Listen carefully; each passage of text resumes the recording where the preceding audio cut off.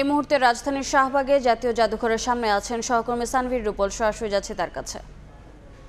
সনদ আছে, চাকরি নেই, তাই চাকরির সুপারিশের দাবিতে শাহবাগে অবস্থান করছেন শিক্ষক নিয়োগ পরীক্ষায় উত্তীর্ণরা এবং তারা বলছেন যে এই উত্তীর্ণের সংখ্যা 16,213 জন এবং 16,213 জন যারা চাকরির সুপারিশ প্রাপ্ত হননি, কিন্তু তারা 23 সালে যে পরীক্ষা দিয়েছেন তাতে উত্তীর্ণ হয়েছেন বেসরকারি স্কুল কলেজের ক্ষেত্রে।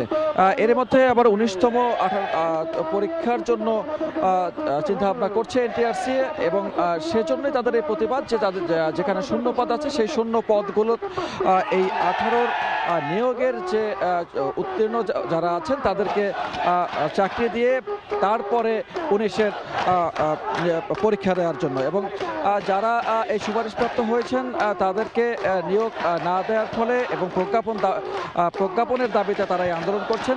তাদের একটি প্রতিনিধি দল সকালে সচিবালয়ে গিয়েছিল এবং সচিবালয় থেকে সেখানে শুধুমাত্র মৌখিক আশ্বাসের ভিত্তিতেই তারা ফিরে এসেছে, কিন্তু তারা মৌখিক আশ্বাসে সন্তুষ্ট নয়। তারা চায় প্রজ্ঞাপন এবং প্রজ্ঞাপনটি যতক্ষণ পর্যন্ত না দেওয়া হবে ততক্ষণ পর্যন্ত তারা এই দাবি আদায় আন্দোলন চালিয়ে যাবে। এবং জাদুঘরের সামনে শুরুতে বিক্ষোভ মিছিল বা বিক্ষোভ সমাবেশ থেকে তারা শুরু করে এই আন্দোলন এবং সেখান থেকে কিছু দূর যাওয়ার পরে এখানে পুলিশ ব্যারিকেড এর মুখে তারা সেখানেই বসে পড়েছে এবং শাহবাগের মূল যে রাস্তাটি সেই রাস্তাটি খোলা আছে, তবে তার পাশে জাদুঘরের সামনে যে রাস্তাটি সেই রাস্তাটি এখন এই মুহূর্তে পাশের বন্ধ আছে এবং সেখানেই তারা অবস্থান নিয়ে এই আন্দোলনটি করছে এবং তারা বলছে যে এই আন্দোলনের ধারাবাহিকতা তারা প্রজ্ঞাপন না পাওয়া পর্যন্ত তারা চালিয়ে যাবেন।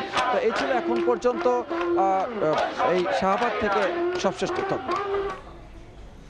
সরাসরি যুক্ত ছিলাম রাজধানীর শাহবাগে।